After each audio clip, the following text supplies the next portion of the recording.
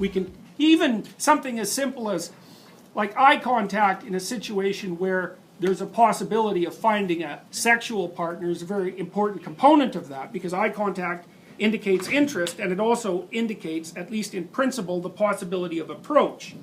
And so approach is dopaminergically mediated, and it's a positive emotional state. And that's also why, interestingly enough, if you go into a pharmacy and there's a rack of magazines, and what's on the cover? Always, almost always, beautiful woman. Like on 50% of the men's magazines there's a beautiful woman, and on like 100% of the women's magazines, which is really interesting, you know, because you might think, well, why is that? Well, women's eyes are always looking out in a way that they're looking at you.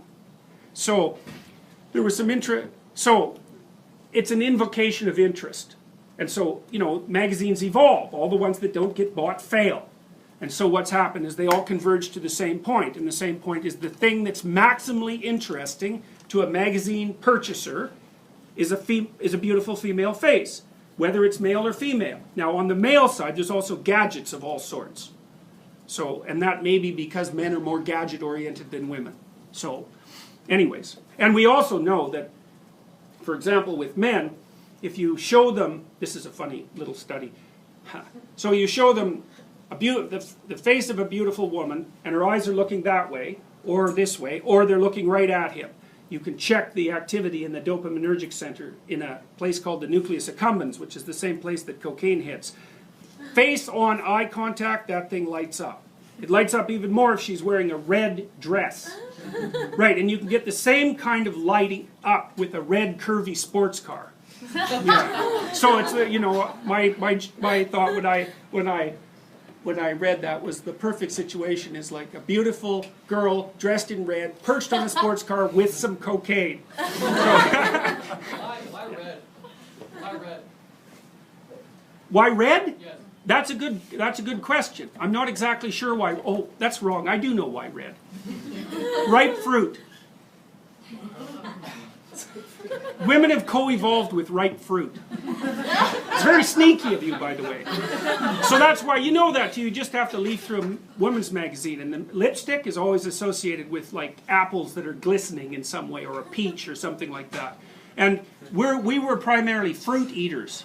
And the reason we have color vision is to detect fruit, ripe fruit. And so part of the reason that fruit turns red or colored when it ripens is because the fruit that was successfully eaten by creatures that distributed the seeds was the fruit that was ripe when it was eaten. And so as the color vision evolved, maybe there was a red tint for God only knows what reason, then a positive feedback loop developed. And fruit got redder and redder, and at the same time, women capitalized on that. So that's partly, I think, what explains the association between Eve and the apple in Genesis. Because Genesis is also a story about gaining sight. So, yeah, so that's why red. So that's pretty funny.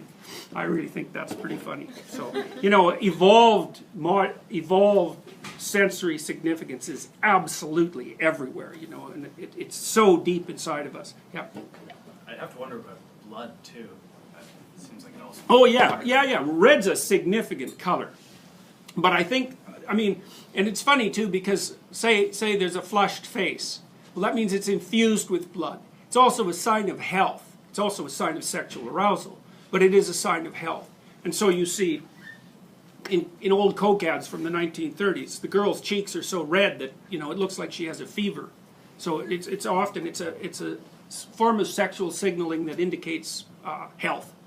So that's another part. I mean, these are multiply determined, right? It is anything as complex as vision. Yeah, and blood means, hey, maybe don't go there. Or maybe it means there's something to eat. Right.